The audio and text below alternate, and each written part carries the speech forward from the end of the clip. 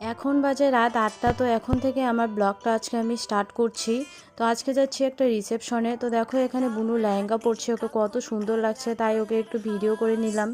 তো এখন আমরা সবাই মিলে রেডি হয়ে বেরিয়ে পড়লাম রিসেপশনে যাওয়ার জন্য।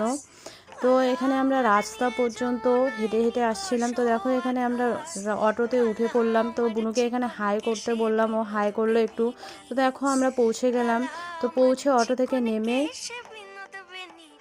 এখন চলে আসলাম রিসেপশনে। তো এসেই আমরা প্রথমে দাদা বৌদির সাথে দেখা করলাম।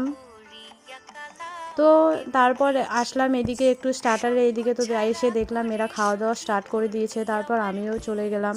তো এখানে প্রথমে আমি খাচ্ছি আলু কাবলি, তারপরে একটু খেয়ে নিলাম ফুচকা। তো ফুচকার এখানে এত ভিড় ছিল, তো জায়গাই পাচ্ছিল না আমার ফ্রেন্ডটা, তারপর ওকে খাইয়ে দিলাম আমি। তারপর কিছু ফুচকা খেয়ে চলে আসলাম জিলেপি লাবড়ি খেতে।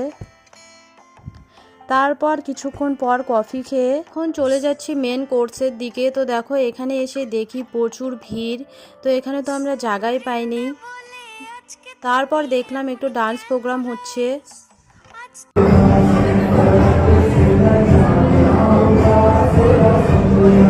তো গান শুনে তো বুনুও এখানে খুব ডান্স করছিল। তারপর ফাইনালি আমরা দেখো এখানে জায়গা পেয়ে গেলাম, তো বসে পড়েছি খাওয়ার জন্য।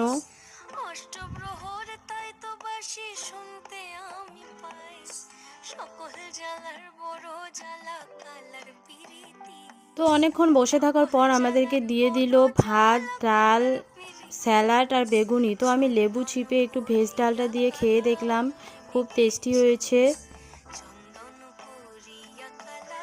তারপর আমাদেরকে দিয়ে গেল চচ্চড়ি, মাছের ঝোল, মাছ। তারপর এখানে দিয়ে গেল ফ্রাইড রাইস, মাটন, চাটনি, মিষ্টি দই, মিষ্টি। এখানে ছিল একটা নলেন গুড়ের রসগোল্লা আর হচ্ছে সন্দেশ। তারপর আমরা খাওয়া দাওয়া শেষ করে এখন বেরিয়ে পড়লাম বাড়ি যাওয়ার জন্য। তো দেখো এখানে আমরা অটোতে উঠে একটু মজা করছিলাম। তো অটো থেকে নেমে তো এখানে প্রচুর ঠান্ডা লাগছিল। তো ভিডিওটি এই পর্যন্ত। যদি ভালো লাগে তাহলে like, comment, share and subscribe করে দিও। Tata, by.